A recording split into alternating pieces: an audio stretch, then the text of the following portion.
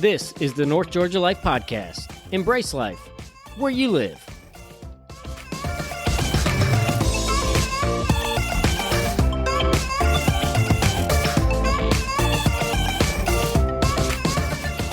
Welcome back to the North Georgia Life Podcast. It is Jake, your host. Today we are in Dahlonega, Georgia with an organization that has been around for a little while and is one of those, we'll just call them like behind the scenes, hidden treasure organizations. They are, you will probably never see them on a news headline or a feature story or anything like that, but their whole goal is the preservation and just the renewal of the national forest, whether it's the big national forest or whether it's just like roadside areas that just need a little bit of TLC, a little bit of love.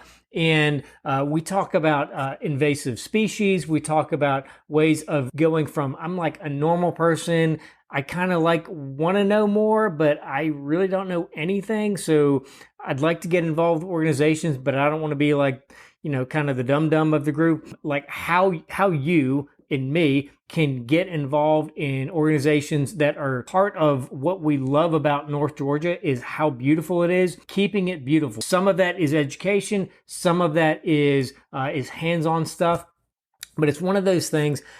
Everyone can do a small part in keeping the beauty and maintaining the beauty, and where there's areas that are needed for renewal, for restoration, for invasive species work, all those sorts of things. We kind of cover a lot of those things in the podcast, and you will hear probably one or two things that you 1000% want to get plugged in and be a part of. And anybody can do it. That's the beautiful part of it. You do not need to be a master gardener. You can have a brown thumb instead of a green thumb and still be involved in an organization like this and helping make and keep North Georgia the beautiful place that we all live, work, and play. You know how to find us on Facebook, Instagram, North Georgia Life Podcast at gmail.com. Our only ask, as we say every episode, is that you would share the podcast with someone. If you just want to repost the podcast on your social media, like something you liked about it, anything like that, just helps spread the word. Everything we do, it's local nonprofits, it's local mom and pop restaurants, it's places that are specific to our North Georgia area that just make it that much more special, supports the people and the fabric of our community, and it's all free. So just share it with somebody. That's all we ask. With that, we'll get started. Welcome back to the North Georgia Life Podcast. Jake, your host. Today we're at a location that is, I don't want to say like a unseen necessity in the North Georgia area. We are at Georgia ForestWatch, which is located in Dahlonega, Georgia, but services kind of areas outside of just the Dahlonega area. And we are with Sarah Diaz, who is the outreach coordinator. You have a lot of energy because you got caffeinated this morning and you're very passionate about what you do. So give us just a quick intro to first of all, to you, how you got here and just a little bit about yourself. And then we'll kind of dive into what all Georgia ForestWatch does, entails, who it's for, who it helps, and all that sort of thing.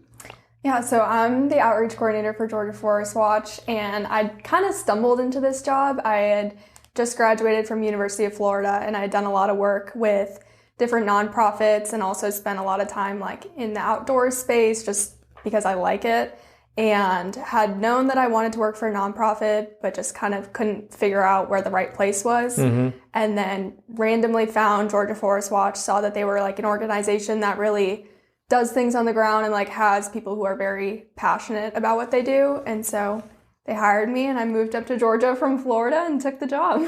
Are you a Florida native? No, I'm a Chicago native. Chicago native. Wow. So Chicago to Florida. Chicago to California to Florida to Georgia. Okay. I like to keep it interesting. There you go. And you've been here how long now? 8 months. 8 months. Okay. What drew you specifically to Georgia ForestWatch from Florida? I really liked that there was kind of like tangible evidence of what they were doing, because I feel like a lot of places kind of talk the talk, but they aren't doing things with their actual members to kind of promote what they're saying they want to do in the forest. For example, with Georgia ForestWatch, whereas there was definite like tangible evidence that people were involved and that they were passionate about it, and all the events were like filled. There was people always willing to volunteer and go to different events, and I was like, wow, these people like really care about what they're doing, which is, I think, special. Yeah, and that is probably one of the most valuable things in the nonprofit space, of having the passion of the people, not, oh gosh, what are they asking for again? Like, that's, to have people who are energetic about doing that tangibly changes the organization, but it also makes, your events, your, volunteer days, all your mission, like, fun. I know we did. I don't have a better word for it. Well, we did like an invasive plant pull, which like you think you're pulling weeds basically, and like 15 people showed up and were like over the moon excited. We were like scouring. Get rid of this trash. We were like so excited. It was like pulling English ivy, and it was like so satisfying to pull. We were all so excited. And I was like, this is crazy. I hate English ivy. I love it because it's fun to pull. It's like a good. It's like a good satisfying yank. I had the time of my life. Was it your degree? Did you go to school for something like this?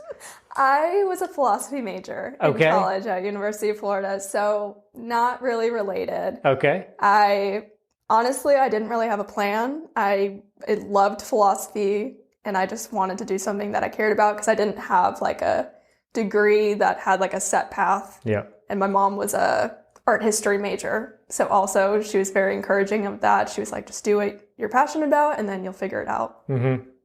Yep. That's good advice. Yeah. What was the genesis of starting this nonprofit here, and kind of a little bit of the history of it? Yeah, so it was founded in 1986, and it was a group of people. So basically the Forest Service came out with like a land management plan, and a group of people didn't really agree with all the environmental practices of it. So they kind of started to come together and write letters to the Forest Service, basically giving them comments on what they disagreed on. And then that just kind of grew into what Georgia ForestWatch is now, and it was incorporated in 1993. And so it's always just been people who are very passionate about keeping the ecology and everything in the national forest the way it's supposed to be. And over the years, the Forest Service has changed a lot of what they do, and their environmental practices are a lot better and friendlier. And so now it's kind of us working alongside them where they're understaffed.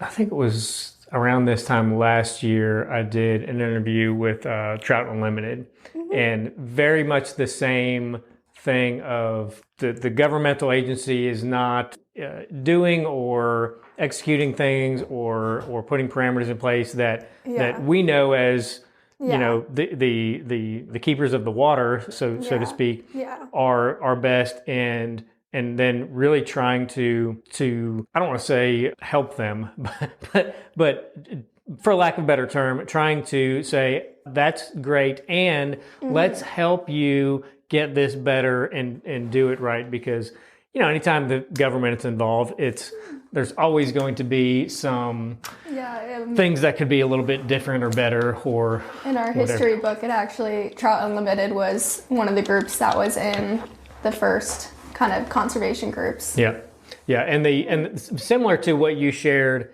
if anyone has ever been involved with TU in any sense, and they're not the only ones by any means, but like their work days, everybody has fun. Yeah, laughing, cutting up, like enjoying what they're doing, even if it's difficult. And it just completely changes the nature of everything you do, both from an organization and from like getting a job done perspective. So that's kind of a big picture of how it started, kind of some of the ebbs and flows over the years.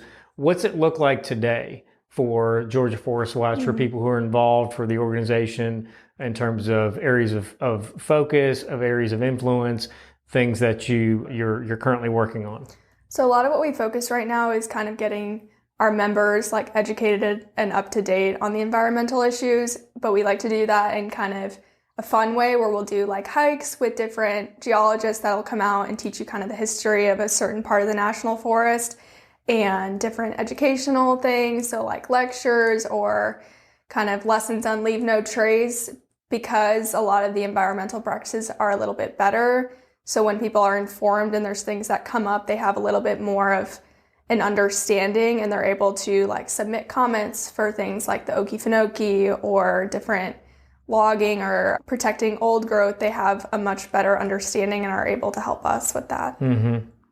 What do some of those work days look like? So a lot of it is like pulling the invasive species. So like the English ivy. So you just like target, like somebody did a drive-by and saw English ivy and was like, hey, let's get this. The nice thing about our members is like everyone is so knowledgeable, a million times more knowledgeable than me. Like they have a real understanding about all the plants and the ecosystems, and they know kind of what's going on in the forest. We have people like all over North Georgia. And so they'll come to me and they'll say, there's a huge thing of English ivy in this one spot, and the Forest Service hasn't been able to get there. We told them they don't have the people. Let's plan a work day. And we'll just go out there and kind of just take a day and work through it. Cool.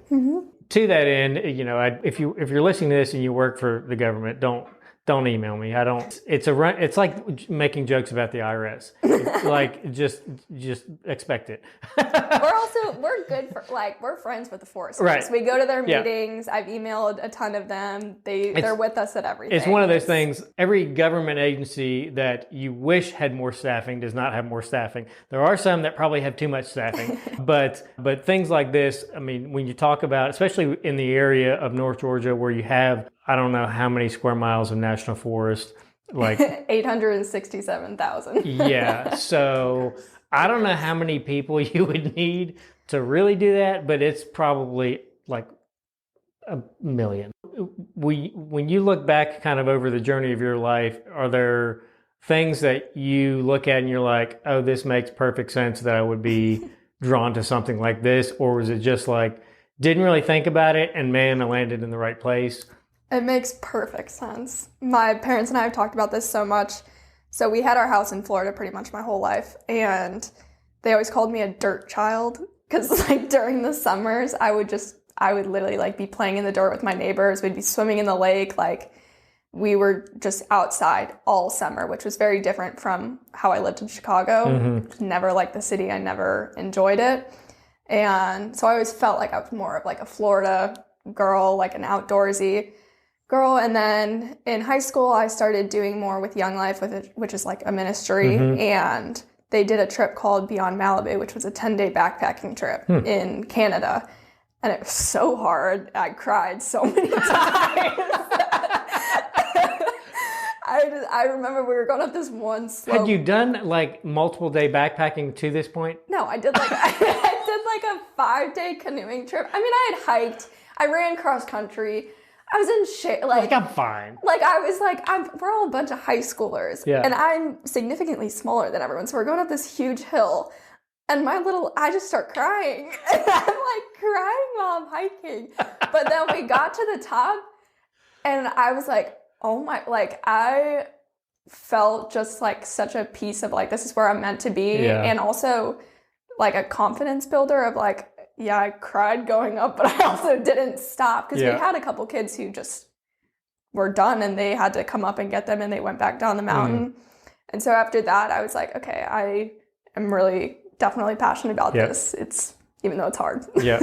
Such a good metaphor for so many things of pushing yourself to do hard things and knowing that at the end of hard things, there's almost always a reward that you don't have a way of getting to. And sometimes, I don't remember who I heard say somewhere in the last month, but the reward is really something that becomes part of your lineage almost. Because when you prove to yourself that you can do hard things, you now know how to help, your kids or your siblings or whatever, how to help them do hard things because you've done that. And let's face it, like in our society, in our world, like we like comfort and easy. I mean, I love comfort. I love me some comfort. But the reality is, it was something else I was watching, and it was like 50 to 70 years ago, was the first time in like normal human history that people were able to get hot showers. Like our grandparents, like they were the first people who had hot showers ever. Like, unless you were like the Biltmores, like we don't think about that at all. Not at all. You're just stopping, going to get a taquito off, QT and a cup of coffee. Like we don't even, doesn't cross our mind. And that's the reality of like how far we've come in such a short period of time and getting back to kind of doing hard things for the good things it does inside of us. But then in an organization like this, there's lots of good that comes on the outside as well. I had a guy, oddly enough, this morning, when we're talking about the great outdoors, he works for the sheriff's department and does a lot of the inmate highway cleanup or whatever. And I never thought about this. He said, almost to a person, everybody that goes out and does that, all the inmates that do that, almost every single one of them says, I will never litter again. Had no idea how much litter is out there that you're cleaning up until you're actually out there cleaning it up. And similar to some of the, environmental things, I'll probably get sideways on some soapboxes, but some of the invasive species that are sold. I was just at a plant sale and they were selling so many. How is this? But to me, it's no different than, you have a friend of mine who lives in France and would probably still drink Mountain Dew if he could. It's a vice. Mm-hmm. And you cannot find Mountain Dew in France because Mountain Dew has a fire retardant in it. Yep.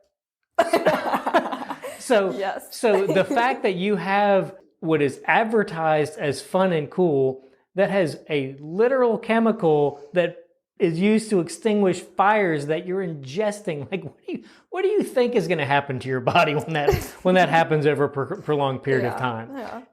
And no different than that being sold everywhere. If you're from Mountain Dew, it's not just you, it's so many others. It's like everybody in the cooler racks next to you, they're guilty too.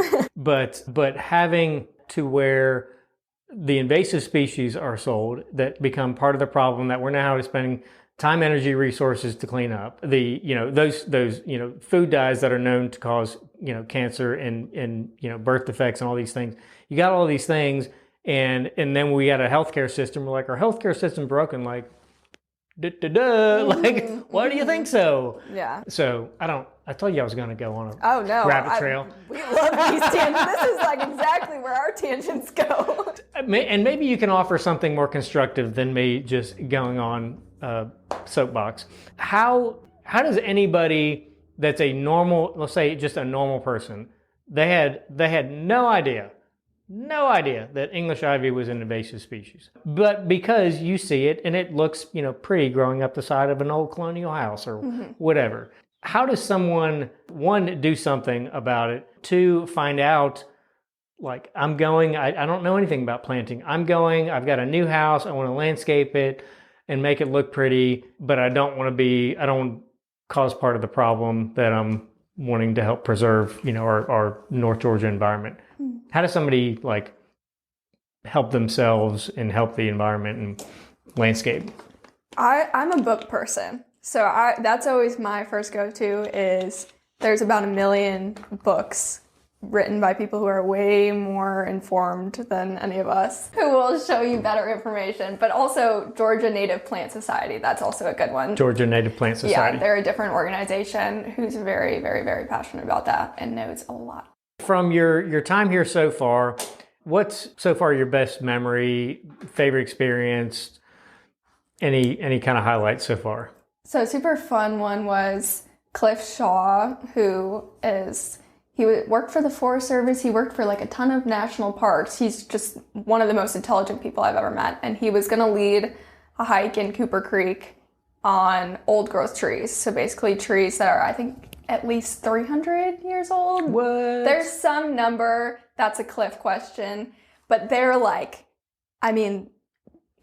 insanely big. Looks like almost comical how big they are. Wow. And there's only so many left in North Georgia. There's little pockets of them. And so before the hike, he invited me out because he knew that I didn't really have any experience, and took just me on like a 3-mile hike and explained all the ecology, all the history of how it got protected, like everything about old growth forests, and basically just took so much time to explain it in a way that was really digestible. This was like probably my first month working here. So oh, wow. I knew nothing about old growth trees.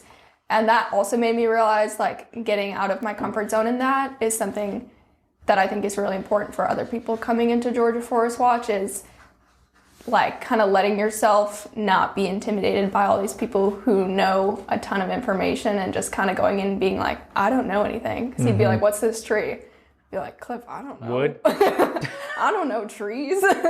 I know talking to people. Yeah. And so, but he just had so much like grace and understanding, and took the time out of his day to spend the whole day with me, ate lunch with me, and just told me about the history of the area. It was amazing. So how far are those trees from here, you think? Maybe like an hour and a half. Okay.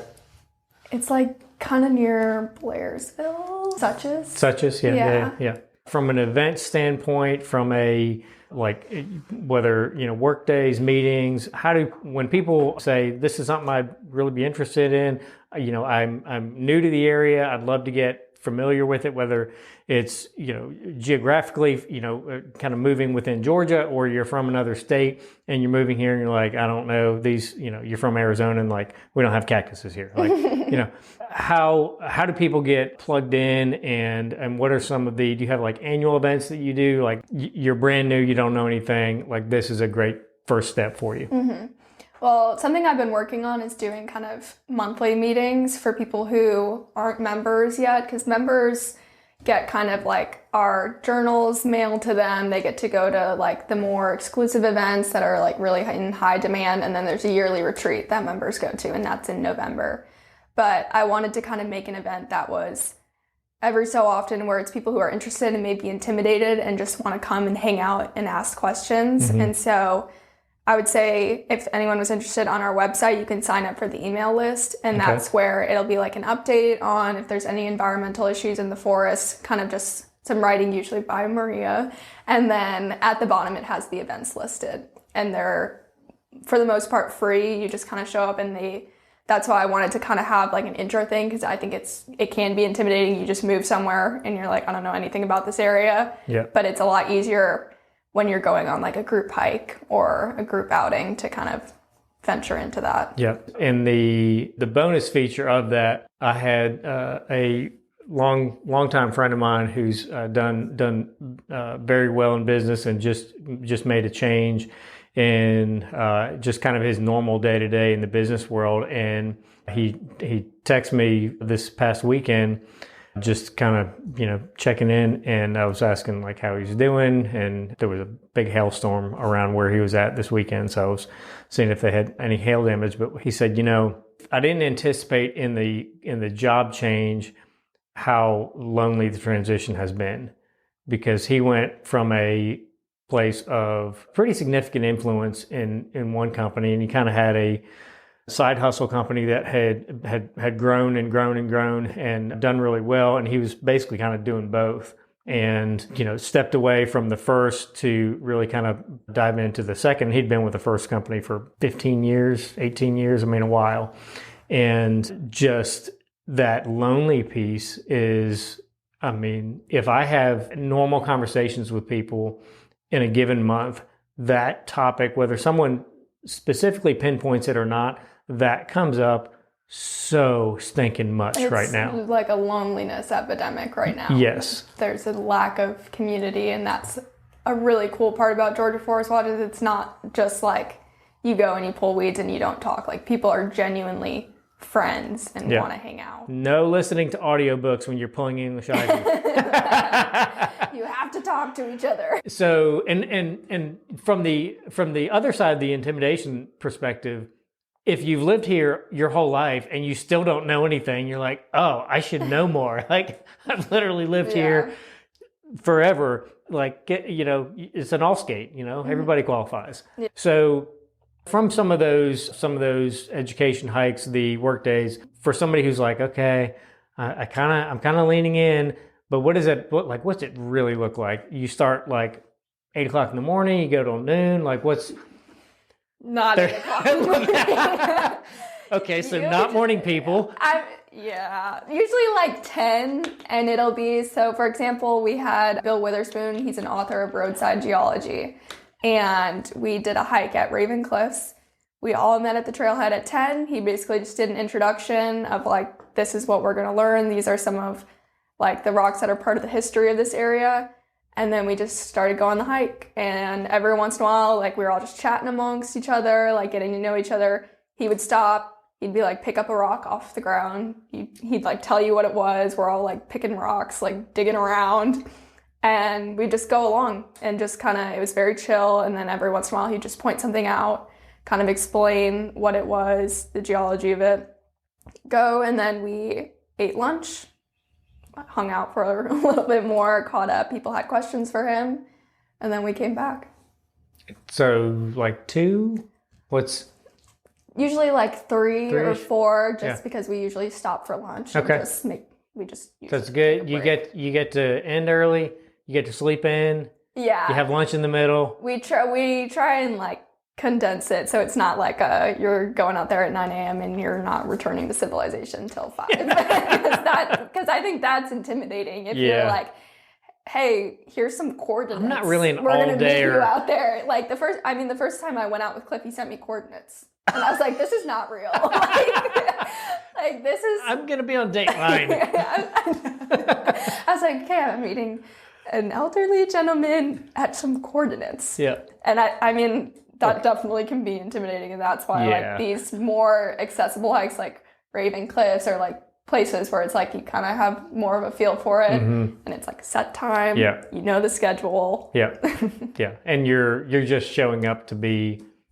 You don't have part to know of it. You don't have to do anything. I don't know anything about geology. So you mentioned the retreat. Is that kind of your big annual thing? And what does that look like? When is it? Give us some details on it.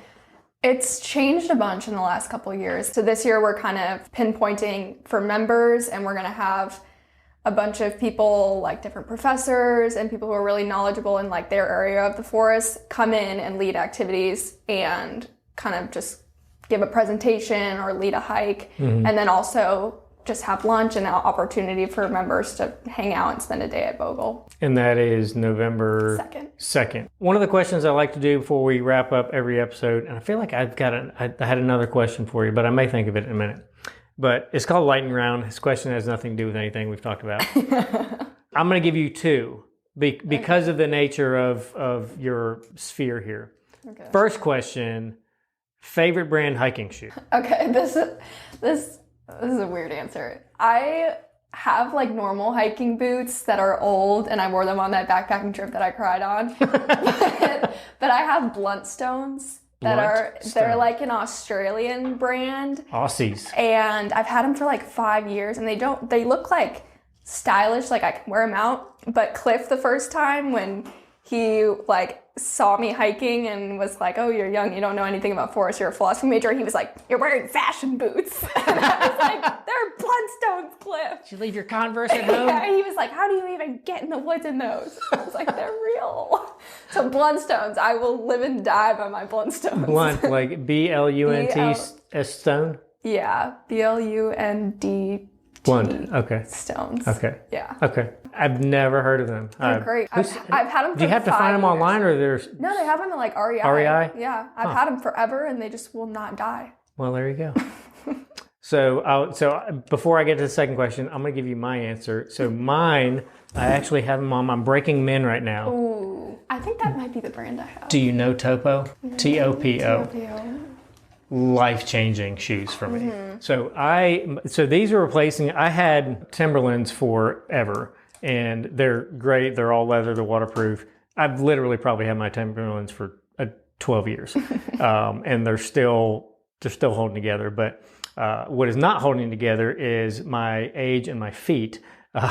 And I did a ton of running and triathlons and all sorts of stuff that wreaked havoc on my lower extremities when I was younger. And a few years ago, I thought I was getting plantar fasciitis because I'm on my feet all the time. and it was in my right foot. And I had transitioned from, like, I used to run primarily in Asics. And then when I was like, oh, my knees are hurting because I'm, old now. So I moved to Hoka's. And that's when my right foot started hurting. And I was like, oh, this is the curse of, like, when people told me, like, once you get around age 40, like, your body knows, and it's like, oh, this is going to start hurting. That and then makes me tomorrow, so concerned because I run long distance too. I've run don't halves. do it. Stop now. And God, yeah, it's totally fine. And it's totally fine. And I think the people who stay running, they either have some, like, freak gene, or they didn't do anything before they were 40. And then they had, like, a midlife crisis, and they're like, I need to get in shape. And then they started. So they got, like, 20-year-old cartilage that's already, still good in their knees. Oh no, I ran a half marathon at 19. My knees are done. They've decided to leave. So I remembered just the weird, I mean, it's one of these things in real estate, you have the most bizarre conversations about nothing that involves real estate. Maybe that's why I do the lightning round question. But I remembered one of the first years I was in real estate, we were at a closing and had clients who we were just sitting there in the office waiting to get called back to the closing room. And I looked at his shoes and I was like, what kind of shoes are those? And he was wearing Ultras. And Ultras is the similar design of the Topo. And it was like, I asked him about his shoes and he went on for like 10 minutes about the shoes. And I was like, well, that's fascinating. You're very passionate about your shoes. Didn't think anything of it, didn't buy them. Remembered that when I started having foot pain. And I'm like, this is probably a waste of, $120, $150, whatever my first pair was. My foot pain was gone in 2 weeks. Never came back.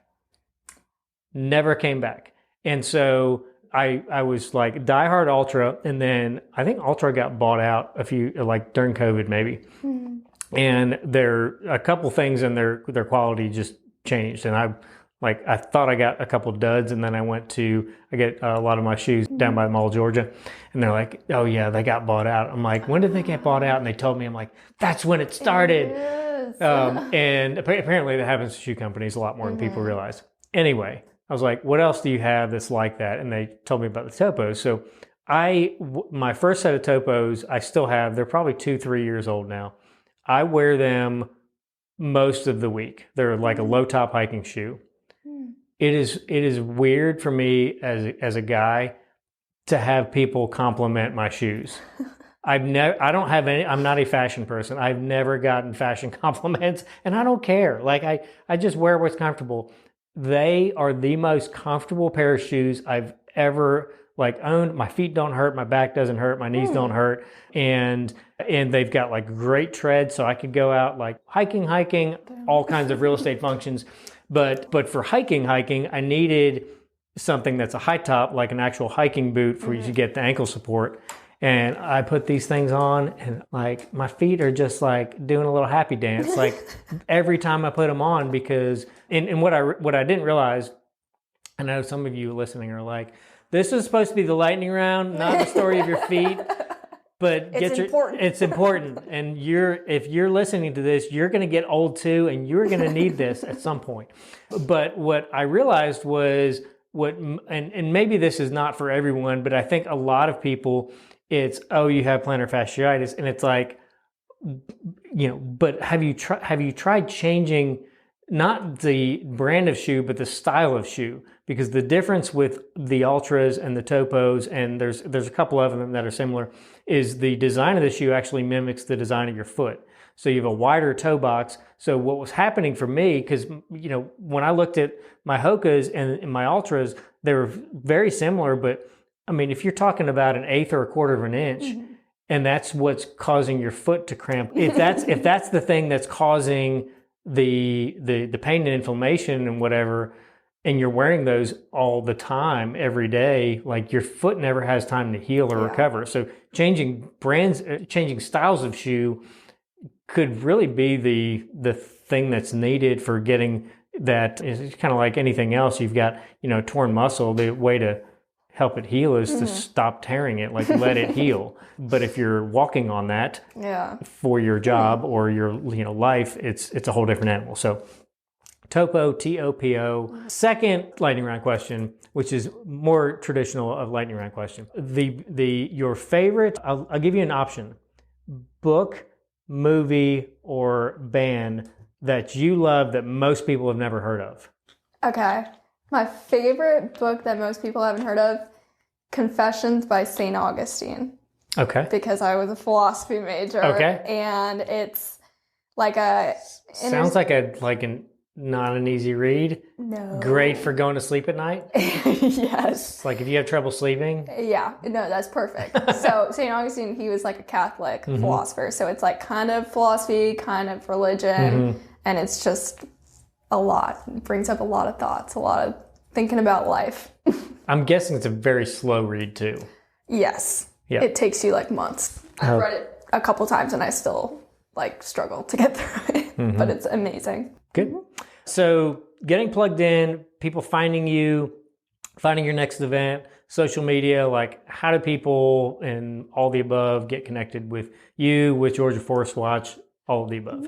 So our website is gafw.org, and that has like all the links to everything. And then we put a bunch of stuff on Facebook, which is just Georgia Forest Watch.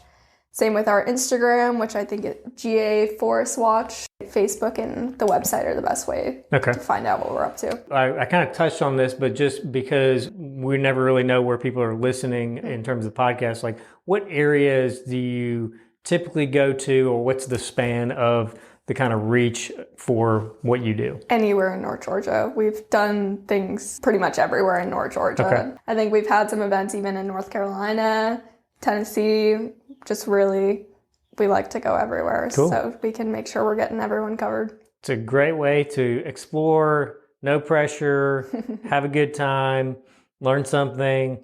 Sarah, I'm a fan. Thank you for your time. I know you got other stuff to do, so yeah, really appreciate it. Thank you.